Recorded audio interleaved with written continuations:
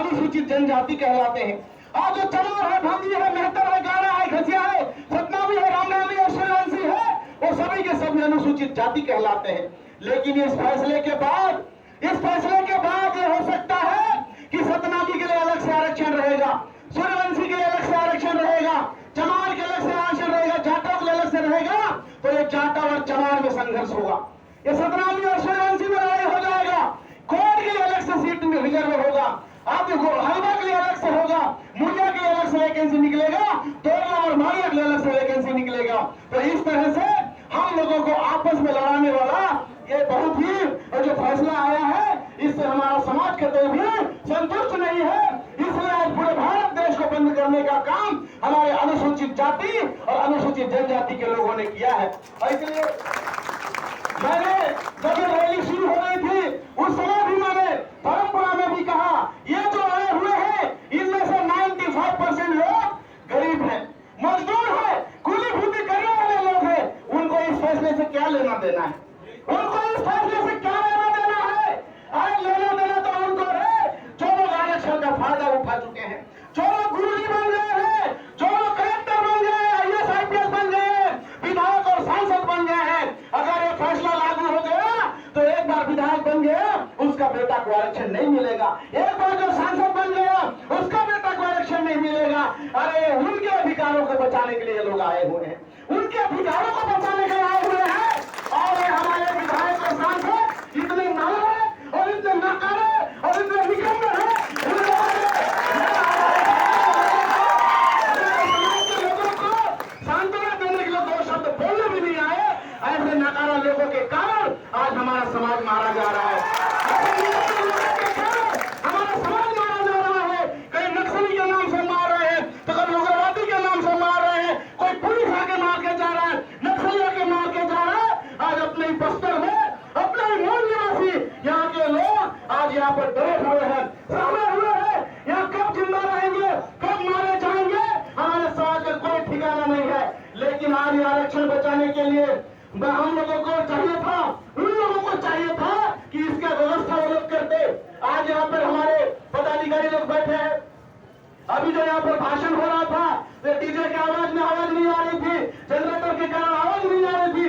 लेकिन जो आरक्षण का फायदा उठाकर लाखों लाखों रुपए तनख्वाह ले रहे हैं, उनको तो शेड की व्यवस्था करनी चाहिए थी, टेंट की व्यवस्था करनी चाहिए थी। चलो भाई हमारे लिए आप लोग निकल रहे हो, लेकिन वो लाखों रुपए तनख्वाह लेने वाले लोग, एसी कमरा में बैठने वाले लोग, लाल बत्ती में घूमने वाले लोगों को, हमारे ये जो गरीब मजदूर समाज की कोई चिंता ही नहीं है। ऐसे लोगों को दोबारा जब हमारे लोगों के बीच में वोट मांगने आएंगे उस समय उनको सबक सिखाना बहुत जरूरी है। उस समय आरक्षण खत्म हो रहा था, जब हमारा आरक्षण संविधान खत्म हो रहा था और ये समाज, ये गरीब समाज लड़ाई लड़ रहा था, उस समय आप कहाँ गए थे? और चुनाव के समय में दारू पिलाने आ गए, ये चुनाव के समय में बोलने की जरूरत है। इसलिए मैं कहना चाहता हूँ, ये हमारे ST/SC विधायक और सांसद ऐसे पालतू कुत्ते हैं जो अपने मालिक के उनके मुंह में शक्ति बना हुआ है, ना तो अपनी मर्जी से दूसरे दुश्मन को काटना तो दूर भोग भी नहीं सकते हैं। ऐसे लोगों से हमारे समाज का कोई भला नहीं होने वाला है। और ये जो एकता आज दिख रही है, आने वाले समय में पूरा लाल बाग का मैदान भर जाएगा और लाखों लोग आएंगे। और हमारे जो जनप्रतिनिधि है, जो हमारे अधिकारी कर्मचारी हैं, जो आरक्षण आज ये खतरे में है, उसको बचाने के लिए सामने नहीं आए, ऐसे लोगों को इसका खामियाजा भुगतना पड़ेगा। लेकिन मैं धन्यवाद देना चाहता हूं हमारे गरीब मजदूर किसान कूली भर्ती करने वाले मेरे आदिवासी अनुसूचित जाति भाई और बहनों को, जो आप लोगों ने इस कड़ी धूप में अपने पसीना बहाते हुए हमारे आरक्षण भोगी लोगों का हक अधिकार को बचाने के लिए आप लोग आए। आपको बारंबार प्रणाम है, बारंबार सेवा जोहार करता हूँ कि आप लोग हैं तो हमारा हक अधिकार बचा है। वरना ऐसे नारायण लोग तो आज आरक्षण का फायदा उठा करके एक कदम इधर आना भी पसंद नहीं करते। ऐसे लोगों की वजह से आज हमारा समाज जो है आगे नहीं बढ़ पा रहा है। तो ये जो ज्ञापन दिया गया है, जिसको प्रिया प्रकाश ठाकुर जी ने बताया, बहुत सारे मुद्दे हैं और बहुत सारे जो हमारे कम पढ़े लिखे लोग हैं उनको समझ में नहीं आता है। तो ये हुआ है कि दविंदर सिंह बनाम पंजाब का एक केस चला। दविंदर सिंह कोई आदमी है वो केस दायर कर दिया पंजाब के सरकार के खिलाफ में और सुप्रीम कोर्ट में, और सुप्रीम कोर्ट में जो फैसला हुआ 1 अगस्त 2024 को, तो ये फैसला हुआ है कि अब ST/SC के आरक्षण में क्रीमी लेयर का सिस्टम लागू करेंगे। जो ज्यादा पैसा कमाता है, 2.5 लाख से ऊपर पैसा कमाता है, उसको रिजर्वेशन नहीं मिलेगा। और ये जजों का नियुक्ति होता है, उसमें भी कॉलेजियम सिस्टम से हो रहा है, कोई परीक्षा नहीं, कुछ नहीं, अपने अपने लोगों को वहां जज बना के बिठा दिया जा रहा है। तो ये भी हम लोग खत्म करना चाहते हैं, खत्म करने की मांग हम लोगों ने किया है। और बस्तर के अंदर जो 5वीं अनुसूची है, पेशा कानून लागू है, लेकिन यहाँ कोई यहाँ लागू नहीं हो रहा है नियम। आज बता दीजिए, आज ये बस्तर में पेशा कानून के होते हुए हमारे आदिवासी लोगों को गरीब क्यों होना चाहिए? आज करोड़ों रुपए का लोहा, ये लोहा जो है ट्रेन के माध्यम से विशाखापट्टनम से जापान जा रहा है, और हमारा आदमी 1 रुपया चावल खाने के लिए मजबूर है। 1 रुपया चावल, और हम लोग का लोहा 8 आना किलो में जा रहा है, 8 आना किलो में जा रहा है।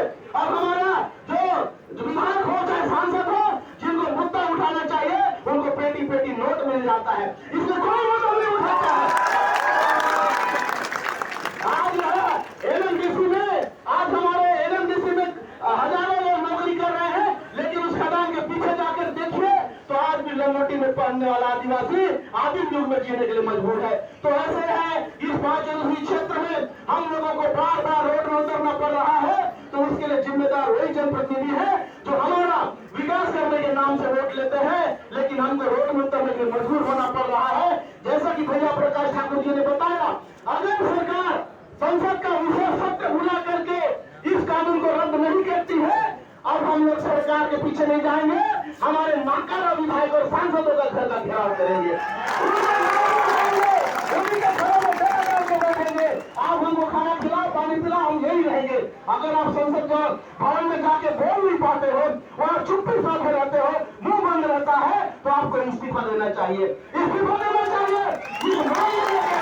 हम लोग अब किसी के पीछे भागने वाले नहीं है, ये भाग के बहुत परेशान हो गए। अब जो असली गुनहगार है उसके पीछे जाएंगे, उसके घर में जाकर के डेरा डालेंगे। तो यही है, पत्रकार लोगों ने भी पूछा कि भाई अगर सरकार ये आपके मांग को नहीं मानती है तो क्या करोगे? तो हम वही करेंगे, जो जिम्मेदार है, जो नकारा है, जो काम नहीं कर रहे हैं, उनके घरों का घेराव करेंगे और उनको इस्तीफा देने के लिए मजबूर करेंगे। और हमारा युवा एक